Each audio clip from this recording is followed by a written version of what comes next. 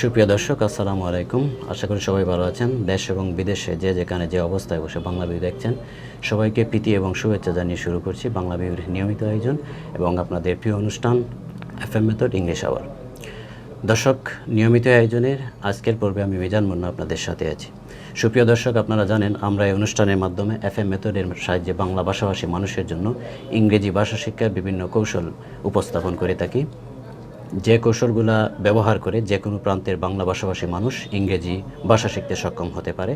এবং আমরা আমন্ত্রণ জানিয়ে থাকি সিলেটের বিভিন্ন স্কুল, কলেজ কিংবা বিশ্ববিদ্যালয়ের শিক্ষার্থীবৃন্দকে এবং ইংরেজি ভাষা শিক্ষার সাথে সম্পৃক্ত বিভিন্ন বিশিষ্ট ব্যক্তিবর্গকে, এবং জানার চেষ্টা করি বাংলাদেশে ইংরেজি ভাষা শিক্ষার বিভিন্ন সমস্যা এবং সম্ভাবনার কথা। আজকে স্টুডিওতে উপস্থিত আছেন আপনাদের অত্যন্ত পরিচিত মুখ, ইংরেজি ভাষা শিক্ষার দানের সাথে যিনি 20 বছর ধরে সম্পৃক্ত আছেন এবং বাংলাদেশের অন্যতম সর্ববৃহৎ ইংরেজি ভাষা শিক্ষা প্রতিষ্ঠান এফএম মেথডের পরিচালক এবং সিলেট জেলা বারের চক্ষু আইনজীবী অ্যাডভোকেট খালেদ হোসেন চৌধুরী। স্যার, আপনাকে স্বাগতম আমাদের আজকের অনুষ্ঠানে। আপনাকে ধন্যবাদ আমাকে অনুষ্ঠানে আমন্ত্রণ জানানোর জন্য। স্যার, আমরা জানি যে আপনি দীর্ঘদিন থেকে ইংরেজি ভাষা শিক্ষাদানে সম্পৃক্ত আছেন, প্রায় 20 বছর যাবৎ। এবং আমরা আমাদের দেশের কথা যদি চিন্তা করি তাইলে আমরা একটা কমন জিনিস দেখতে পাই যে বেশিরভাগ শিক্ষার্থী কিন্তু ইংরেজি ভাষা শিখতে ব্যর্থ হয়। এটা অপ্রিয় হলে অত্যন্ত সত্য একটা কথা। আপনার কি মনে হয় কী কারণে তারা ইংরেজি শিখতে ব্যর্থ হয়? আমার কাছে যে জিনিসটা মনে হয় যে আমরা স্কুল কিংবা কলেজে সাধারণত ইংরেজিকে একটা সাবজেক্ট হিসাবে শিখে থাকি এবং শিক্ষার্থীরা ইংরেজিকে শুধুমাত্র পাশ করার মাধ্যম হিসাবে একটা সাবজেক্ট হিসেবে শুধু দেখে থাকে। কিন্তু ইংরেজি শুধুই একটি সাবজেক্ট নয়, ইংরেজি একটা ভাষার প্রধান কাজ হচ্ছে কমিউনিকেশন করানো। এই জিনিসটাতে আমরা আসলে ফোকাস করাই না। এই কারণে আসলে দেখা গেছে যে আমাদের শিক্ষার্থীরা ইংরেজি গ্রামারের রুলস সে জানে, ইংরেজি বুঝে কিন্তু কথা বলতে পারে না। এই জিনিসটা যদি আমরা ওভারকাম করতে চাই তাহলে আসলে কি করতে হবে? তাহলে আগে আমাদেরকে প্রবলেমগুলো আইডেন্টিফাই করতে হবে এবং সেই অনুযায়ী আপনাদেরকে সলিউশন দিতে হবে। প্রথম কথা হচ্ছে ন্যাচারালি মানুষ কিভাবে ভাষা শেখে। মানুষ জন্মের পরে একটা ভাষা সে শোনে, একটা দীর্ঘ সময় সে শোনে, এই সময়টুকুকে আমরা বলি সাইলেন্ট পিরিয়ড। তারপরে সে ওই ভাষায় কথা বলতে শিখে। তার মানে সে শুরুতে শুনতে শিখে, তারপরে সে বলতে শিখে, এরপরে তার রিডিং এবং রাইটিং শুরু হয়। ইংলিশ মিডিয়াম স্কুলগুলোতে আপনি খেয়াল করে দেখবেন একই প্রসেসটা সেখানে ফলো করা হয়। শুরুতে বাচ্চাদের সাথে ইংরেজিতে টিচাররা কথা বলেন, তার মানে সে ইংরেজি শোনে, তারপরে সে বলতে শিখে, তারপর রিডিং এবং রাইটিং তার শুরু হয়। ওয়ারেস বাংলা মিডিয়াম স্কুলগুলোতে আপনি খেয়াল করে দেখবেন আমাদের শুরু হয় রিডিং থেকে এবং পরীক্ষার হলে গিয়ে শুধু রাইটিং হয়। আমাদের বাংলা মিডিয়াম স্কুলগুলোতে ইংরেজি শেখাতে গিয়ে শুধুমাত্র আমরা রিডিং এবং রাইটিং এই দুটো স্কিলের উপরে বেশি ফোকাস করি। তার মানে আপনি বলতে চাচ্ছেন যে আমাদের প্রসেসেই সমস্যা আছে? আমার দীর্ঘ টিচিং অভিজ্ঞতা থেকে আমি এটুকু বলতে পারি, আমাদের শিক্ষার্থীদের মেধার কোনো সমস্যা নেই।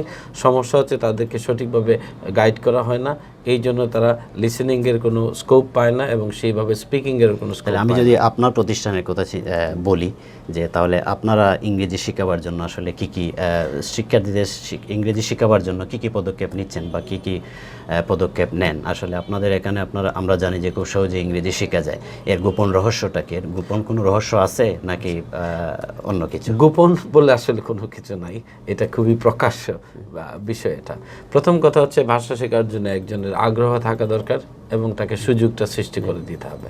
তো আমরা সেখানে সুযোগটা সৃষ্টি করে দিয়েছি। যে সমস্ত শিক্ষার্থীদের আগ্রহ আছে তারা আমাদের কাছে আসে এবং আমরা যে পদ্ধতির মাধ্যমে এখানে ইংরেজি শেখা, আপনি নিশ্চয়ই জানেন, সেটা হচ্ছে এফএম মেথড। সেটা প্রিন্সিপাল ফিরোজ মুকুল স্যার 1986 সালে তৈরি করেছেন। যে পদ্ধতির মাধ্যমে একজন শিক্ষার্থী যে কোনো বয়সের যে কোনো শিক্ষার্থী খুব স্বল্প সময়ে ভাষা শিখতে সক্ষম। তার মানে প্রচলিত পদ্ধতির পাশাপাশি আপনারা নিজস্ব পদ্ধতির মাধ্যমে শিক্ষার্থীদের ইংরেজি শেখান? হ্যাঁ, এটা বাংলা বাক্যের শেষের শব্দের উপর ভিত্তি করে। সেখানে ডিরেক্ট একজনকে আসলে গ্রামার আগে শিখতে হয় না, বিল্ট ইন অবস্থায় মেথডের মধ্যে গ্রামারটা আছে, সে ভাষা শিখবে। এটাকে আমরা বলছি কমিউনিকেটিভ অ্যাপ্রোচ। এই অ্যাপ্রোচে সে কথা বলতে শিখবে যাতে গ্রামারটা আপনাতেই ঠিক হয়ে যাবে। আর কি সুযোগ সুবিধা তাদের জন্য আপনারা? প্রথম কথা হচ্ছে টিচার হিসাবে আমাদের এখানে যারা আছেন তারা অত্যন্ত আন্তরিক ভাবে শিক্ষা দিয়ে থাকেন। আমি আমার কলিগ যারা আছেন তাদেরকে আমি বলে থাকি এবং তারা আসলে এই মোটোতেই কাজ করেন যে আপনার ফ্যামিলির যদি একজন সদস্য এখানে থাকতেন, আপনার ছেলে, আপনার মেয়ে বা আপনার ভাই বোন এই ক্লাসে যদি থাকতো, তাহলে তাকে যতটা দরদ দিয়ে, যতটা আন্তরিকতা সহকারে তাকে আপনি শেখাতেন, সেই একইভাবেই তাকে শেখাতেন। এবং আমার শিক্ষক আলহামদুলিল্লাহ সেভাবেই তারা কাজ করেন বলেই যেসব শিক্ষার্থীরা স্কুল কিংবা কলেজে ইংরেজিতে পাশ করতে পারে না, এইখানে কোর্স করে তারা কিন্তু they can speak English fluently, এবং এটা আমাদের জন্য বড় একটা মেন্টাল পিস এর কারণ। স্যার আমরা জানি যে বাংলাদেশে আসলে পাবলিক পরীক্ষাগুলোর পরে, যেমন এসএসসি, এইচএসসি বা আলেম, দাখিল, এই পরীক্ষাগুলোর পরে শিক্ষার্থীদের ইংরেজি শেখার একটা বিশেষ সুযোগ থাকে। সো আমরা জানি যে কয়েকদিন আগে এসএসসি এবং দাখিল পরীক্ষা শেষ হয়েছে, তো তাদের জন্য বিশেষ কোনো কোর্স আছে কিনা? কারণ আমরা জানি যে এখন এসএসসি এবং দাখিল পরীক্ষার রেজাল্টটা খুব তাড়াতাড়ি প্রকাশ হয়ে যায়, বেশি সময় তাদের জন্য থাকে না। তো এই স্বল্প সময়ের মধ্যে তাদের ইংরেজি শেখাবার জন্য আপনারা কি কি উদ্যোগ নিয়েছেন? এটা আপনি ঠিকই বলেছেন। এই সময় শিক্ষার্থীদের হাতে মোটামুটি 2টি মাস সময় থাকে। এই 2টি মাসকে কাজে লাগানোর জন্য আমাদের স্পোকেন অ্যান্ড রিটেন ইংলিশের একটি কোর্স রয়েছে, পাশাপাশি বেসিক কম্পিউটারের একটি কোর্স রয়েছে। কেউ চাইলে 2টা কোর্স একসাথে করতে পারে, একটা প্যাকেজ কোর্স রয়েছে, এবং সেইখানে আমরা রেগুলার যে ফি আছে তার চেয়ে একটু কম নিয়ে একটা প্যাকেজ কোর্স অফার করেছি। আপনার শিক্ষার্থীরা চাইলে এই প্যাকেজ কোর্সটা নিতে পারে, এবং এই সময়টুকুতে যদি সেই কোর্স করে তাহলে পরবর্তীতে তার এইচএসসি সে যখন উঠবে তখন কলেজে যে তার প্রাইভেট টিউটরের কাছে দৌড়াতে হবে না, সে টেক্সট বইগুলো নিজেরাই আলোচনা করতে পারবে, এবং সেটাই আসলে হবে ক্রিয়েটিভ লার্নিং। তার মানে তার এইচএসসি তার এইচএসসি ইংলিশটা তার আরো হ্যাঁ, সে শুধু ইংরেজিতে কথা বলতে পারবে তাই না, সে ইংরেজিতে ফ্রি হ্যান্ড লিখতে পারবে এবং একাডেমিক ইংরেজিতেও সে ভালো করতে পারবে। এবং আমি দৃঢ়ভাবে বিশ্বাস করি যারা এই কোর্সটি করবে তাদেরকে ইংলিশ টিউটরদের কাছে যেতে হবে না। আপনাদের এখানে আর কি কি কোর্স আপনারা আসলে প্রোভাইড করে থাকেন? এই স্পোকেন রিটেন ইংলিশ পাশাপাশি আমাদের IELTS কোর্স রয়েছে, যারা উচ্চশিক্ষার জন্য দেশের বাইরে যেতে চান বা মাইগ্রেশনে দেশের বাইরে যেতে চান, বা দেশের মধ্যে জবের পারপাসে যাদের ইংরেজিটা দক্ষতা দেখাতে হবে তাদের জন্য IELTS কোর্স রয়েছে। পাশাপাশি স্পাউস কিংবা সেটেলমেন্ট ভিসা, আপনি জানেন যারা ইউকে যেতে চান তাদের জন্য একটা কোর্স আছে IELTS লাইফ স্কিলস, এই কোর্সটা আমরা করিয়ে থাকি। পাশাপাশি শুদ্ধ উচ্চারণের জন্য ফোনেটিক্স তো রয়েছে, এছাড়াও রয়েছে অন্যান্য একাডেমিক কোর্সগুলো তো আছে। আইএলস যে কোর্সের কথা আপনি বললেন যে আইএলস আসলে স্কোর করার জন্য শিক্ষার্থীদের অনেক বেশি কেয়ার নিতে হয়। সো আপনারা আসলে শিক্ষার্থীদের জন্য কোন কোন সুযোগ সুবিধা দিয়ে থাকেন, বিশেষ করে আইএলসের? আপনি ঠিকই বলেছেন, একজন IELTS শিক্ষার্থী আসলে তাকে একটা মডিউলের জন্য তাকে প্রস্তুতি নিতে হয়। তো দেখা যায় যে অনেক জায়গায় এক একটা কোর্সে এক একটা ক্লাসে আমরা 40-50 জন শিক্ষার্থীকে দেখে থাকি। তো একজন টিচারের পক্ষে আসলে এক একটা 40-50 জন শিক্ষার্থীকে 6-7টা ক্লাসের মাধ্যমে একটা মডিউলে তাকে দক্ষ করে তোলা সম্ভব হয় না। সেই ক্ষেত্রে আমাদের রেগুলার ব্যাচের পাশাপাশি আমাদের রেগুলার ব্যাচগুলোতে আমরা 20 থেকে 25 জন সর্বোচ্চ নিয়ে থাকি।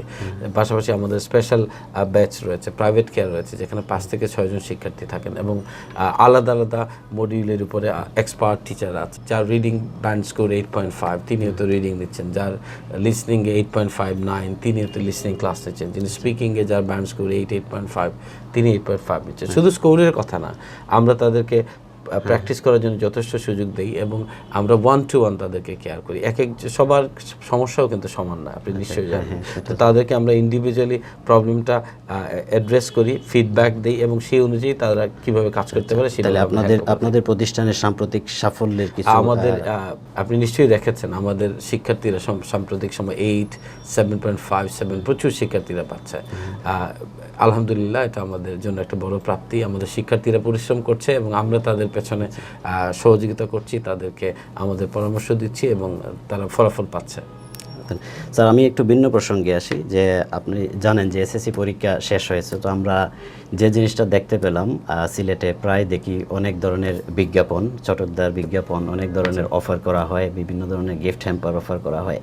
আসলে এই ধরনের গিফট হ্যাম্পার অফার করতে গিয়ে বা অফারে প্রলুব্ধ হয়ে যদি কোনো শিক্ষার্থী আসলে ভর্তি হয় বা ইংরেজি শেখার জন্য ভর্তি হয়, তাহলে আপনি কি মনে করেন সেটা তারা উপকৃতই হচ্ছে নাকি প্রতারিতই হচ্ছে? আমার কাছে মনে হচ্ছে শিক্ষার্থীদের এই ক্ষেত্রে আরেকটু সচেতন হওয়া উচিত। তাদের প্রথম এবং প্রধান টার্গেট হওয়া উচিত যেখানে গিয়ে তারা বেনিফিটেড হবে, যেখানে গিয়ে তারা আসলে ইংরেজি শিখতে পারবে, এমন প্রতিষ্ঠানে তাদের বেছে নেওয়া উচিত যেখানে গেলে তারা শিখতে পারবে। আসলে গিফট বা উপহার যেটাই দেওয়া হবে, যে প্রতিষ্ঠানই দিক, তাকে তো আসলে গিফটের আশা সেখানে ভর্তি না হয়। তার আসলে উচিত যে সে যদি কথা বলতে না পারে, সে যেখানে ভর্তি হলো সেখানে গিয়ে ভর্তি হয়ে তার আসল কার্য যদি সম্পাদিত না হয়, সে যদি কথা বলতে না শিখে, তাহলে তার ওই একটা মগ, একটা জাগ, এগুলোতে আসলে তার কোনো কাজে আসবে না। আমার মনে হয় শিক্ষার্থীরা এখন অনেক সচেতন, তারা নিঃসন্দেহে তাদের সচেতন, শিক্ষার্থীদের পাশাপাশি অভিভাবকদের, নিঃসন্দেহে অভিভাবকদের পাশাপাশি। এই জন্য আমি একটা জিনিস এখানে বলতে পারি, আমরা শুধুমাত্র সো-কল্ড ফ্রি ক্লাসগুলো দিয়ে থাকি না, আমরা সবসময় ওয়েলকাম জানাই অভিভাবক সহ। যে কোনো সময় আমাদের একটা রেগুলার ক্লাসে এসে আপনি বসে আপনার সন্তান সহ, শিক্ষার্থী সহ আপনি বসে দেখতে পারেন কীভাবে আমরা ক্লাস নিয়ে থাকি। অনেকেই ভাবতে পারেন ফ্রি ক্লাসগুলোতে হয়তো ইন্টারেস্টিং কথাবার্তাগুলো বলা হচ্ছে, সবচেয়ে সহজ জিনিসগুলো উপস্থাপন করা হচ্ছে।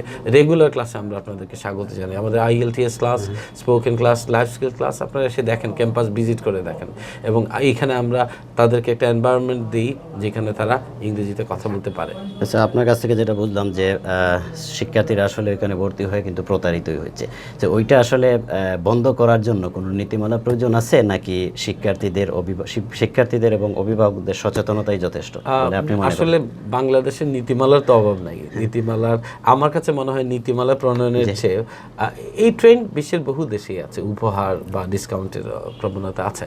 তবে আমি এক্ষেত্রে মনে করব যে আমাদের দেশের মানে শিক্ষার্থীরা যদি সচেতন হন, বিশেষ করে অভিভাবকরা যদি সচেতন হন, তাহলে যে কোনো ভালো প্রতিষ্ঠানে আপনি আপনার সন্তানদেরকে, আপনার শিক্ষার্থীদেরকে ভর্তি করেন। উপহারের আশাটা সেখানে মুখ্য না হওয়া উচিত। ধন্যবাদ স্যার আপনাকে আমাদের স্টুডিওতে এসে আমাদের সময় দেওয়ার জন্য। আপনাকেও ধন্যবাদ আমাকে এখানে আমন্ত্রণ জানানোর জন্য। সুপ্রিয় দর্শক, আমরা অনুষ্ঠানের শেষ পর্যায়ে চলে এসেছি। দেখা হবে আগামী শনিবার একই সময়ে অন্য কোনো অতিথির সাথে। ততক্ষণ ভালো থাকুন। খুদা হাফেজ।